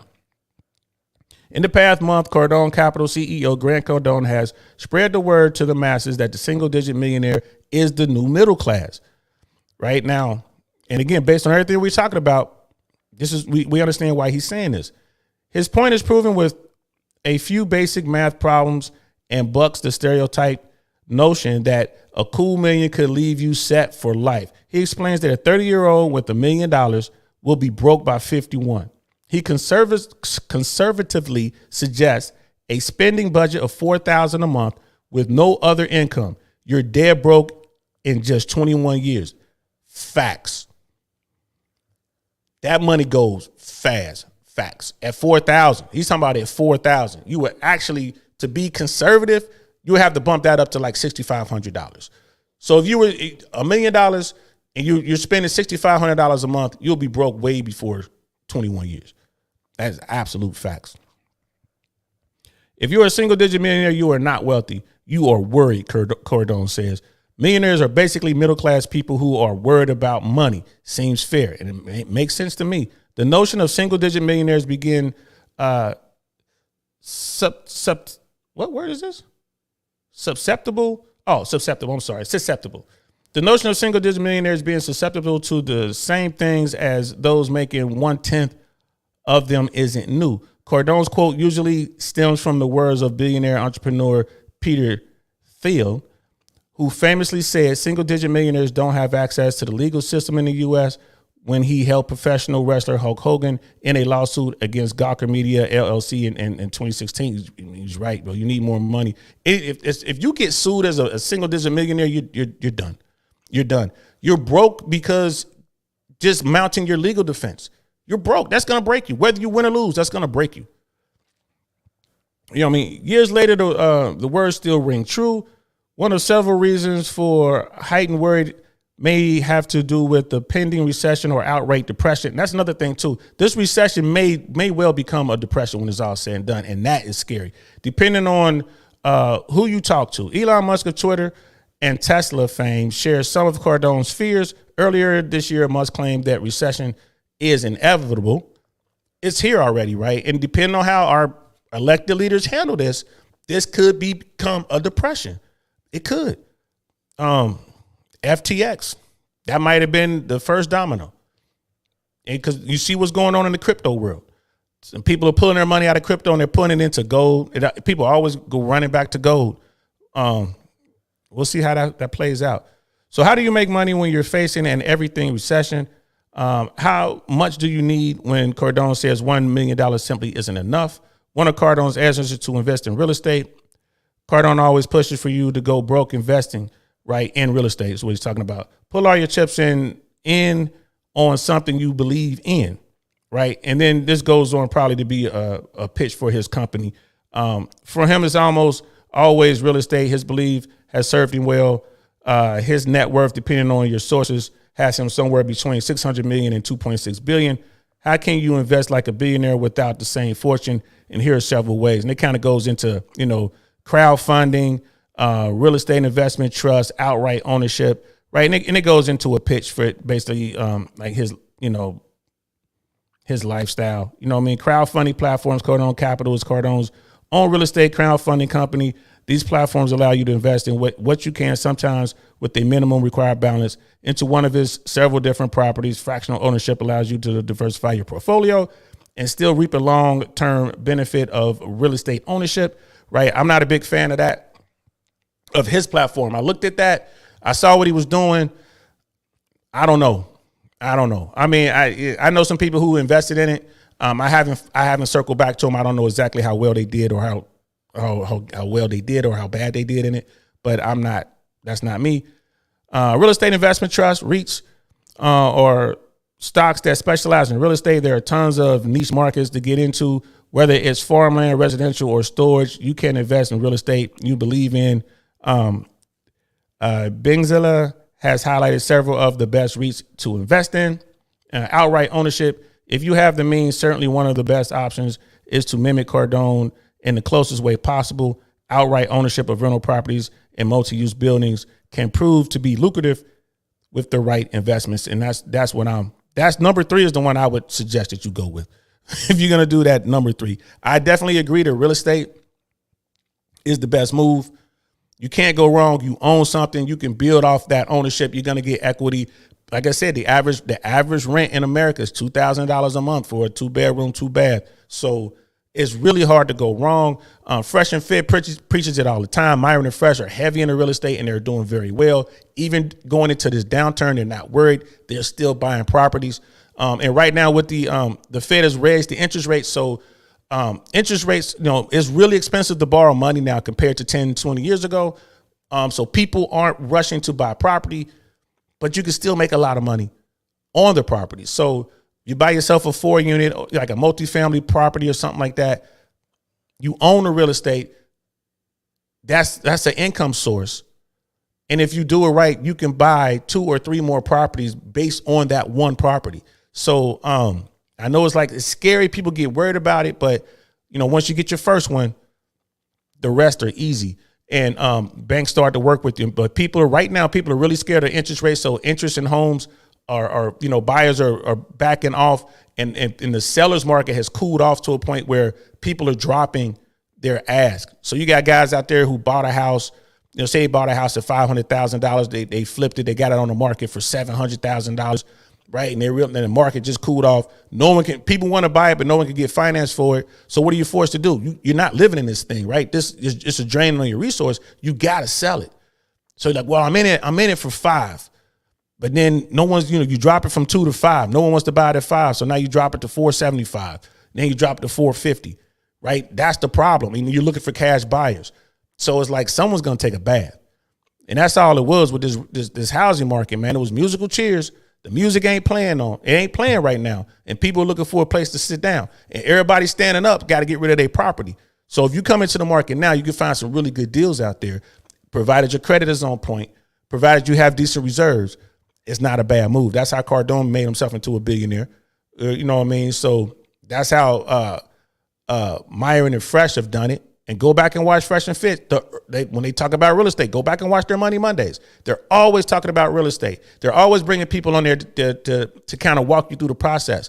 It's not as hard as you think, right? And I've talked to people that I know that are very wealthy, and I would ask them questions like, hey, should I go out and buy a house for myself? And they're all telling me the same thing. They're saying, no, don't buy a house. Go out and buy property. Keep renting. Rent the house that you want. Rent the house of your dreams. But have multiple properties out there, and those properties will pay for your rent. And I sat down and I thought about it. I was like, wow. Sarah was like, no, don't go out and just buy the house of your dreams. You're 50 years old. It's a 30-year lease, a 30-year mortgage. Bro, why? Why do that? Rent that house. Rent the house of your dream. Take their money and go out and buy yourself some multi-families. Go buy some doors. And I've talked to about half a dozen people I know that are very wealthy. That's what they're all telling me. They've showed me their portfolios. They're showing me what they have done. So that's the way to do it. Now, when you buy these homes, be on the lookout for scammers, right? Because homeowners are the biggest prey. These scammers are going after homeowners. And it's every kind of con you can think of. Every kind of con. You know what I mean? You want to protect your cyber self because they're going to hit you. Like we've heard of the Zelle schemes, and the Cash App schemes, and be very leery of those people who come to you that don't know you, sending you these messages and, because they'll hack one of your friends' Facebooks or something like that. And they'll send you, hey, I'm in Italy and I'm in a bind here. Someone did something to my accounts and can you send me $1,500? And this is coming from a friend of yours you ain't talked to in years. Oh, it's my Facebook friend. Of course, I'll send you some money. Got you. If something like that happens, reach out to your friend. Get them on the phone. Go over to their house if you can. Find out if they sent this. I've been hit with this. People hit me up I'm like, that's not you. It was a military buddy of mine hit me up on Facebook out of the blue, telling me, we're veterans. I found this good thing. Just pay X amount of dollars and they'll increase your VA. They'll increase this. You'll get business loans, this, that, and the third. Just send in $300 and da. I'm like, oh, that sounds great. You know what I mean? Just tell me one thing. Where did we meet? In what country did we meet? And that person went away. I hit up my friend. Like, yeah, someone hacked my Facebook. So I knew, it's just, you got to be constantly on the lookout. If somebody's trying to give you something for nothing, it's a scheme, yo. It don't work that way. It's a scheme, right? And counterfeit money, y'all. Listen, there's a lot of counterfeit currency out there. The big bills, especially the 50s, the 100s. Be careful. If you're a person who likes cash, get your cash from the bank. Don't get your cash from any other source. Don't go into a restaurant and say, hey, let me buy those $100 bills off you. Don't do that. Don't do that. Those bills may be counterfeit. And there are a lot of good counterfeiters out there. Get your big bills from the bank. And when you're dealing with folks, don't let people pay you. People that pay you in big bills. Like, hey man, just send me a Venmo, send me a Cash App, Zillow it to me. You know what I mean? I encourage that because it's not that I think that your friends are trying to scam you, but someone might have scammed your friends. So your friend is sitting around. If you got a buddy that comes up to you and they don't normally pay you in big bills, and they come up and they got like $1,500, all hundreds, and they're trying to pay you back, like, hey man, why don't you go ahead and just Zelle me that? You know what I mean? Zelle that to me. I think I said Zillow. My fault, y'all. Zelle that. Zelle that to me. I think I did say Zillow, bro. I'm just, You big dummy. Yeah, that's me. My bad. Tell them to Zelle it to you. You know what I mean? Tell them to Cash App it to you. Because somebody might have scammed them. Or you can go through the process, take the bills, look for the watermark, look for the little metal, the little strip in there. It's like a little bump. You can feel it. It's like a little chip that they put in the dollars. There's like a little watermark with Ben Franklin. Look for those things. Like, really get to know how the bill is supposed to look, or get you one of those markers and mark it.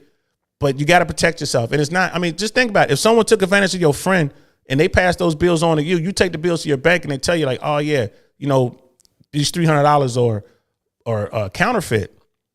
The bank will keep the $300 and they turn that in, I guess, to the authorities. You're out of the money, and your friend will be like, no, that wasn't counterfeit. And now you got an issue between you and your friend. You know what I mean? Or you go back to your friend and y'all go and get the money checked out, and your friend discovers that all that money is counterfeit. Now they're out of money and they're sitting there hurt. So I would use other ways to get that money from my friends. Be careful. Counterfeiters are doing a thing. You know what I mean? $50 and $100 bills, especially. Some cities you got to worry about $20 bills, but most people don't even care about the $20 bills for whatever reason. It just shows you how fake money is. You know what I mean? Like the government, I don't think that they want to tell us how many counterfeit $20 bills are in the system right now. I don't think they want to tell us. It might destroy the faith in the dollar. So they just take that. They just take that bite. But $50 bills and $100 bills, y'all, be careful. Counterfeiting, that's going to be huge over the next 2 years. So be careful, y'all. And yeah, that's just what. Let me catch up on the chat real quick, and then we got one last article we're going to read, and then we're going to be done. Miss AK, hey lady, I've been a banker for almost 10 years. My biggest clients look like bums on an average day. Yep. They put their money where it grows, not shows. People will have all flash, but no cash. That's no good. Absolutely. Look at Myron Gaines. You know what I mean? Look at Myron. Look at Fresh. You look at Fresh, man. He has all the drip on. He has the cars. He just got himself an Aston Martin. Vanquish, I believe it is. Shout out to you, Fresh. It's fly. It's white, red interior, beautiful car. That's one of my dream cars is the Aston Martin. I'll probably buy that one from Fresh when he's ready to get rid of it. I'll probably get that one, take that one off his hands. You know what I mean? But you look at Myron, you look at Fresh. Myron wears this, he wears his merch. He's wearing sweats. He works out. He puts all of his money back into the business, being the studio at Fresh and Fit, and he puts his money into real estate. Fresh invests his money into himself as well, but he does it a different way, right? The cars, the jewelry, the clothes, he needs that in order for him to go out and be effective at networking and all that kind of stuff. And that helps build the brand. But look at the two men. You feel me? Right? You walk up to Myron, you just think he's a meathead. You just think that's some dude who works out all the time. You wouldn't think he's a millionaire, and he is. And you see Fresh, you would think Fresh is worth billions because of he's wearing all designer from head to toe. He's got on, hundreds of thousands of dollars in jewelry and watches and chains and this and that. He jumps into a $300,000 car. Like, that dude must be a billionaire. And Fresh will tell you, like, nah, man, that's all investment. It's all a credit hack. You know what I mean? He's leveraging all of his excellent credit for these things that he needs to gain access to the elites, right? It's all business for Fresh. You know what I mean? But when the cameras are off, man, he ain't doing stuff, man. He's got on his regular shorts, man, chilling. He puts all that stuff away. He's just a normal guy. But that's just the perfect example. Most people like to go out there, they want to look like Fresh, but they're broke. Fresh got the money to back it up. But the real wealthy folks, they look like Myron. They're just out there looking dusty every day, but they are paid. Brother Doug, if you can't budget your money, I recommend cutting all of your credit cards and live live credit free for a few years.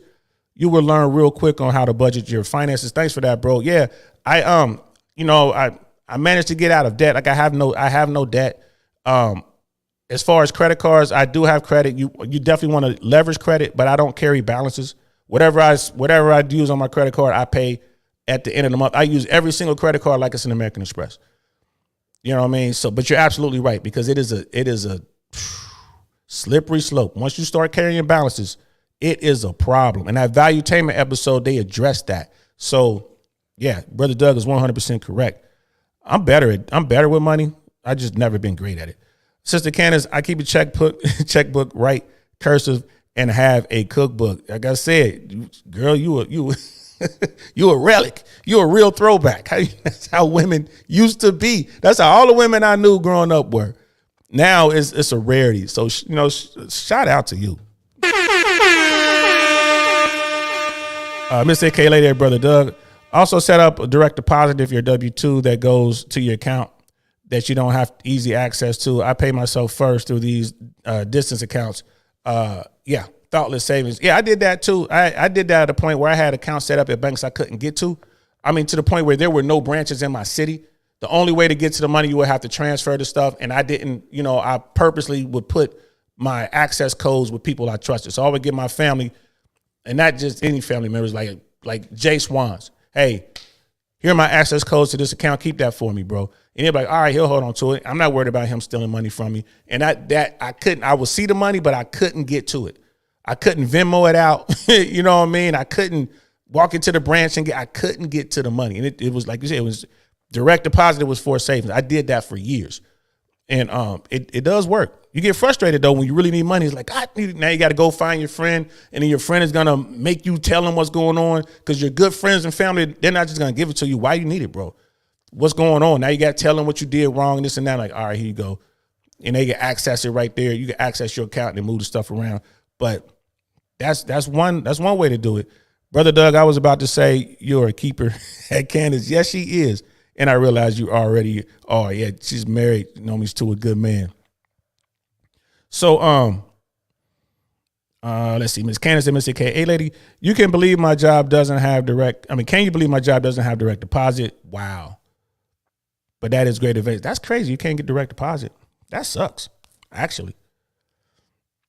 And Miss AK, hey, lady, I only buy gold now. Wow. Okay. All my jewelry yellow, LOL. Everything I do now is investment minded. I feel like shit is going to hit the fan one day, and I want my aim sharp, pantry full, and pockets loaded. Yeah. I mean, again, when I talk to those people with money, they say the same thing. They're like, well, you invest in gold, you get gold coins, gold bars. But more importantly, like high-end jewelry is always a big thing. Watches is a big thing. They hold value really well. So you can actually use that stuff, but, like you can walk, it's good to have a nice watch on or whatever, but it holds value. And when things go bad, you can always get money for a Rolex. You can always get money for a Breitling, for an Omega or whatever. There are other watch brands out there that you can get money from, real watch guys, like the Oris, the IWCs, the Cartiers. There's so many other watches out there that you will always be able to get money for. Even if the dollar just disappears, you have stuff of value. So yeah, that's smart. But all those wealthy people, that's part of their portfolio. They have those watches not because they're trying to show off wealth, but because they are valuable and they're easy to carry. George Gammon was talking about that. He was saying he has hundreds of thousands of dollars in timepieces that he can put in a bag and put in the backpack and get on a plane and go somewhere. And whatever country he goes to, those timepieces are valuable. It's a sliding scale, but you're gonna get bread for it. So if your back's against the wall, hey man, here's a $200,000 watch. Let me get $100,000 for it. Here, you'll get that $100,000. So, or even if you only get $90,000, that's still $90,000. So, you got a bag full of them. So think about those things. Miss AK Lady is right. Brother Doug, you're welcome. That's Candace. Sister Candace, if people are willing or unwilling to call a spade and call this a recession, how will we ever identify or define a depression? Hey, it's the people we put in the office, man. They're trying to protect their jobs. So they're never going to they don't want to give you the bad news. But you got to listen to the bean counters and the talking heads. Wall Street will tell you. Wall Street is not going to lie about it. You know what I mean? The numbers are there. There's always someone on Wall Street. Right now, somebody on Wall Street telling you what it really is. You might have 5 people saying, well, it's not that bad. It's not this, nothing. Someone's going to come in and like, no, here's the definition of recession. Here's the definition of recession. Here are the numbers. This is where we are. So, you know what I mean? There's always going to be a money guy that's going to call that BS. 100%. Doug, cash is king. Yes, it is. Miss AKA Lady, real estate has changed my entire life. Keep your credit cards, money in the bank, and learn how to swing a hammer. Absolutely. Absolutely. Sister Candace, I'm so glad we refinanced when we did. I really want to buy my husband a new truck for his birthday. He's never had a new car. Wow. What a great woman. But I don't think it's the right time. Absolutely not. I'm not a fan of buying new vehicles. Not under my name. If if the business is doing good, we built up the brand, the corporation is good, the corporate credit is solid, I'll buy or lease new through the company. But I don't like buying, especially new cars, because they lose so much value. But I'm certain that Sister Candace will buy this car and keep this car for the next 100 years. So it makes sense. If you're gonna buy a brand new vehicle and you're gonna keep it forever, then it makes sense. But I never keep cars that long. Like, you know what I mean? Like I buy used. I'll go get the best deal I can on a used car. And I'm not married to any one brand. I've had BMW, I've had Mercedes, I've had Mazda, I've had Honda. I've had everything. So yeah, I currently drive a Mercedes, but I got the best deal possible. I got the best interest rate. I took X amount of dollars. This is how much money I'm going to spend on a vehicle. How much vehicle can I get? And I'll go, I'll compare Mercedes to BMW, to Infiniti, right? To Audi. I would compare them all, and look at it. Chevys, I look at everything. Okay, this is the best bang for the buck right here. I'm going to take that one. Yeah, I know I have no brand loyalty. Now, the Mercedes, this is the first time I've had a Mercedes. I love it. It's a great vehicle. Would I have bought this thing new? Would I have paid $100,000 for this truck new? No, I would not have. I would not have. But am I happy I'm driving it now? Absolutely. It's an amazing vehicle. Runs like a champ. So yeah, that's my take on that. I'm real leery of buying brand new cars because you lose so much money as soon as you drive it off the lot. But if you're going to keep it forever, it makes sense. It makes sense. Let's see. Brother Marcus, what's good at DLC? I really want to know podcast. Where I live about an hour away from the border in SoCal. It's way cheaper compared to San Francisco, San Diego, LA, Orange County. Yeah, illy price, but cheaper. Yeah, man. I was in San Diego for a while. I lived in Miramar, and Miramar was way cheaper than LA. when I was there. This was back in 2013. Yeah, 2013. I lived there for a couple years. And then most of the people I work with were in Temecula, way cheaper than LA. But overall, California is still way more expensive than Ohio, Florida, Texas, you name it. You know what I mean? So, but I feel you, bro. You're right there. You know what I mean? You get to sneak across the border and go back and forth. And there are a lot of American expats now in Mexico, and it's messing up the Mexican economy. All these people are remote working, they're living in Mexico, like Mexico City and stuff like that, TJ or whatever. And it's messing up the Mexican economy because it's pushing Mexicans into homelessness. And it's forcing, you know what I mean? It's forcing all the rates up because you have all these Americans and Westerners in general coming down there because the dollar is so strong. So that's like a whole nother episode. We definitely don't have time to talk about that. But that's what's going on. Everyone's looking for ways to stretch their money, right? Definitely looking for ways. And if you in Mexico, definitely be on the wares of the crime down there. Keep your head on a swivel. Keep your eyes up because people will come take you away, bro. They will come take you away. Someone's going to have to pay to get you out. So be careful. Careful who you deal with down there. Brother Cody is king. Most houses here I'm at are over 1 million. Yeah, Canada ain't no joke, bro. Shit's crazy. Absolutely. Canada ain't no joke. And that, you know, high-end spots in America are like that too. Miss AKA, I ain't never felt strapped down by 30-year mortgage. Everywhere I go, I buy. Every time I sold, I got all my mortgage payments back plus profit. When I leave a rental, that money's gone. I want my money back. Right. It is what it is. So long as you're offsetting that debt, right? Like if you're paying $2,000 a month renting a home, but you're making $6,000 a month off your properties, right? You're still operating at a surplus, right? You're still making money. You're making $4,000 a month. That's how that works. And that's what they broke it down for me. I'm like, wow, because I didn't buy in California. I didn't buy the first time I was in Miami because I was afraid to jump in. It was just horrible times to buy. But had I bought both times, I would have been okay. Just like Miss AK Lady says, I would have been okay had I bought both times. So now, yeah, I don't have a problem with it. I don't have a problem with it. Brother Lincoln's in the house. What's good, fam? Fresh and Fit Dallas. Get the likes up. People appreciate that. Facts. Like the video. Thank you. Brother Marcus, look at Adam Sandler. He dresses like a 24-hour fitness basketball player. Yes. Still shopping at Marshalls and Ross. Yeah.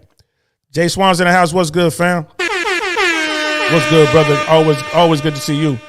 Been on the bike. Didn't know you were going on today. You know I'm always hustling, man. It's Friday. I'll probably be on Saturday. I think I'm gonna do something on Saturday. But you'll see me on Black Man Unfiltered tonight on the barbershop. That is at 8 o'clock. I'm sorry. Yeah, 8 o'clock Central Time on Black Man Unfiltered Network. I'll be over there talking to those brothers. But yeah, man. And then Jason, I'm catching up on the chat. Watches, bro. We got land. Yeah, land too.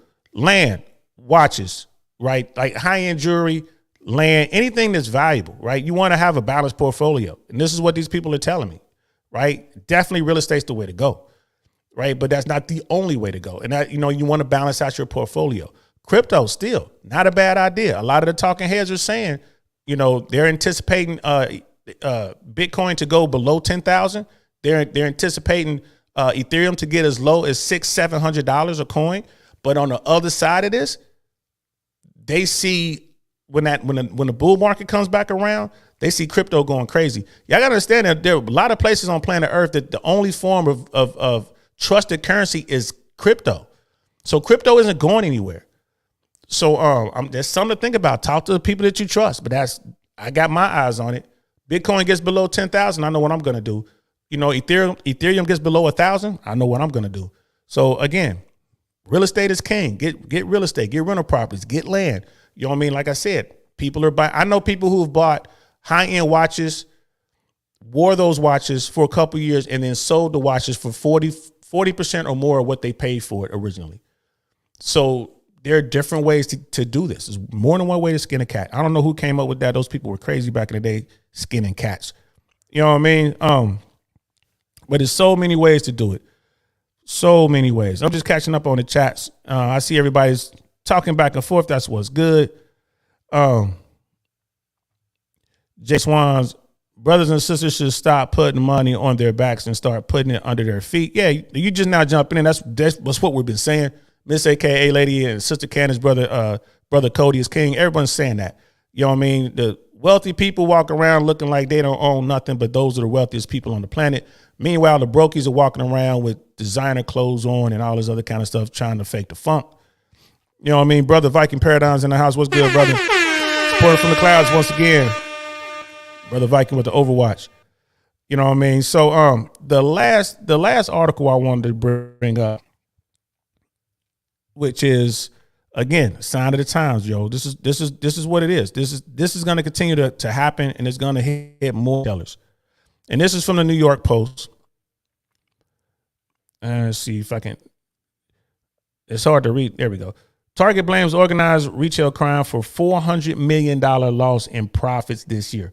$400 million they lost in profits this year because people are just hitting them. They're organized and they're hitting Target. They're hitting Walmart.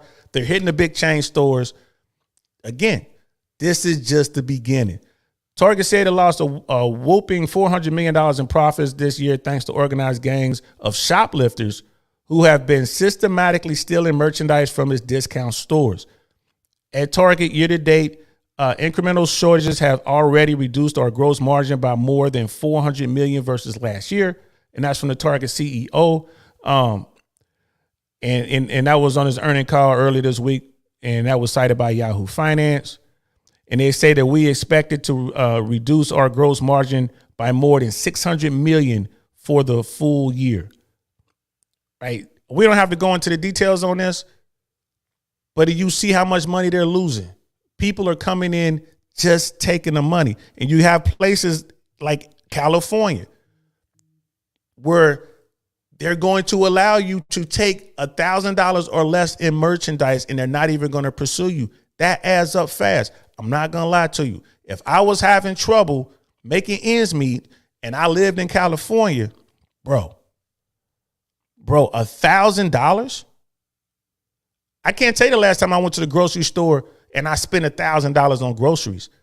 So you can go in there and you can take $900 worth of groceries and they're not going to stop you.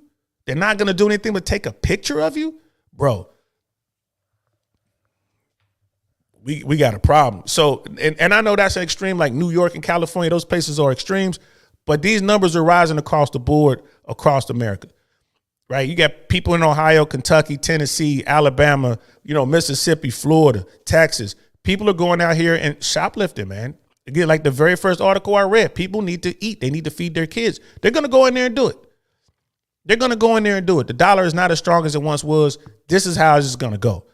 Right? They're going to steal from the big companies because they feel that the big companies been ripping them off anyway. You're going to see an increase in insurance fraud. You're going to see a huge increase in that. People crashing their cars into trees, which is going to cause everyone's insurance rates to go up. You're going to see a huge increase in that, right? Like I said, in California, they have groups of people going out there and they're crashing into people on the roads for insurance money. You'll have two cars, and these two cars are working together, and they'll target you, and they'll get you into a fender bender and try to get you to pay them money because it was your fault. And the other car pulls up. Yeah, I saw it. It was your fault. And the guy like, man, just give me $500 right now and I'll go away. They're risking their lives, risking your lives, risking the lives of your children over $500. So if you get into an accident like that, use your insurance. But people don't want to use their insurance because the rates go up. But this is where we're going. All these crimes are going on right now. People, be careful. Be careful. I just wanted to get this message out there. Start thinking now. Be careful. There are good people out there who are going to get hurt in this, and they're going to be forced to get into that criminal life. They're going to be forced to do it. And I'm not justifying it. I'm just saying this is how some people think. Be careful.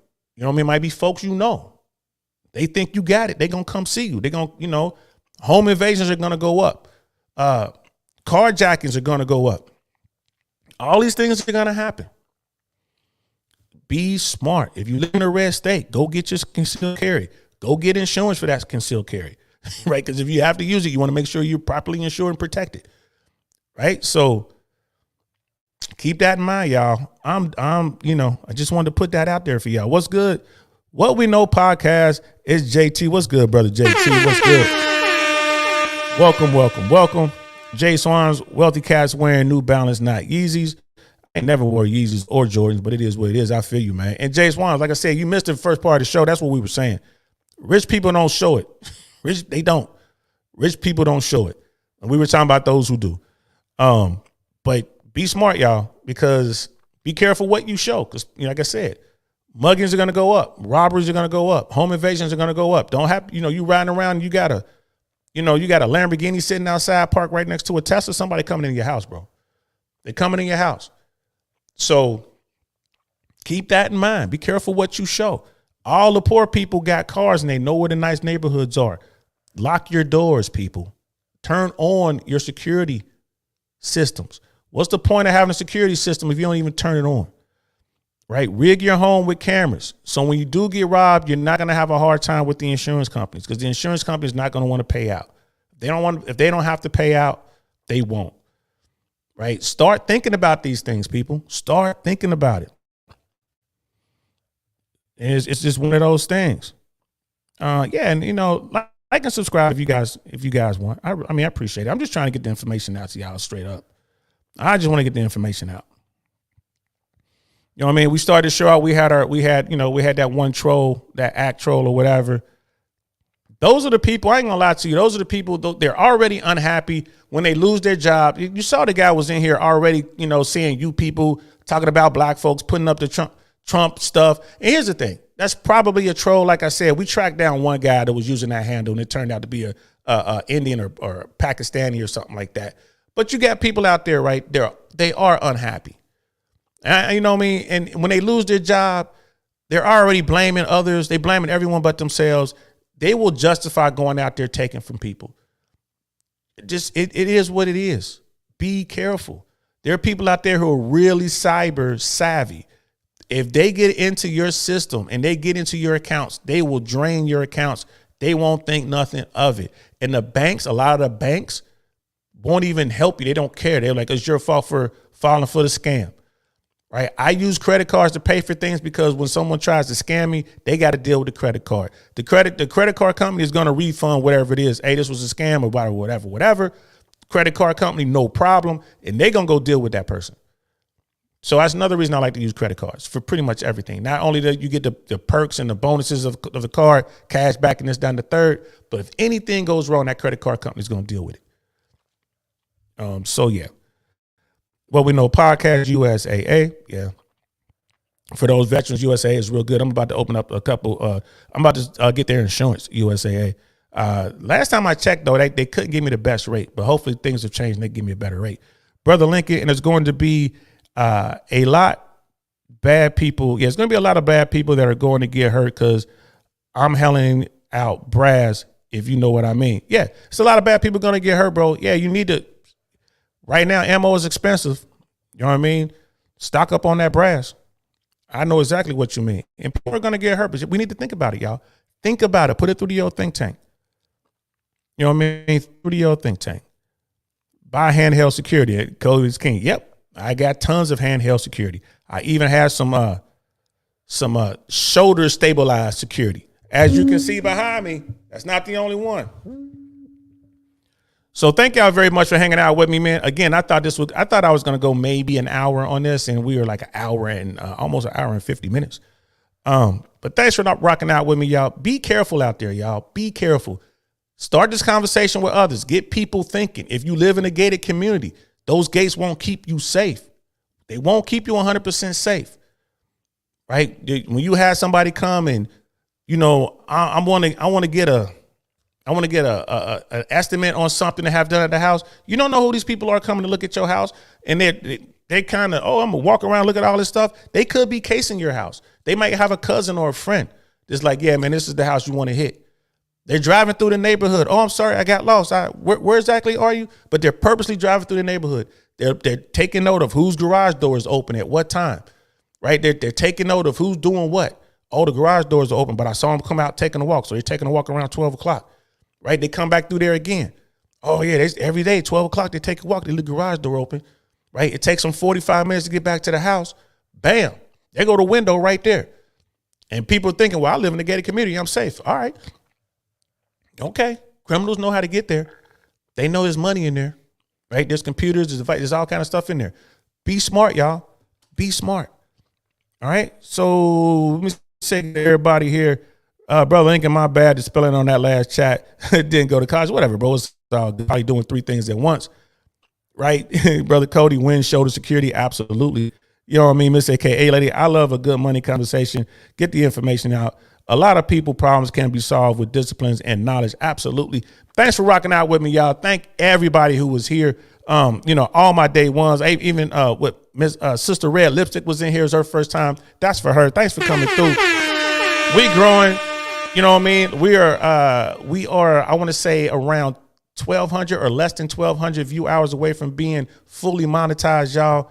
Thank y'all so much for rocking with me. I know everyone is liking and sharing it because I can see it in the analytics. Thank y'all so much. That's all I got to say, man. Have a good weekend. Be safe. Keep your head on the swivel. Y'all know what time it is. You know what I mean? If you don't have a concealed weapon or a weapon for home security, get one. I'm still trying to get Jay Swans to do that show so we can talk about the best home defense weapons. We're going to do that show. I'm just going to have to keep twisting his arm and begging him like, come on, man, come on, man, come on, man, come on, man, come on, man. He'll do it, though. He'll do it. And that's going to be a good show. I'm DL Saint. This is the DL Saint I Really Want to Know podcast. I'm going to talk to y'all later. Peace. Darn, that's the end.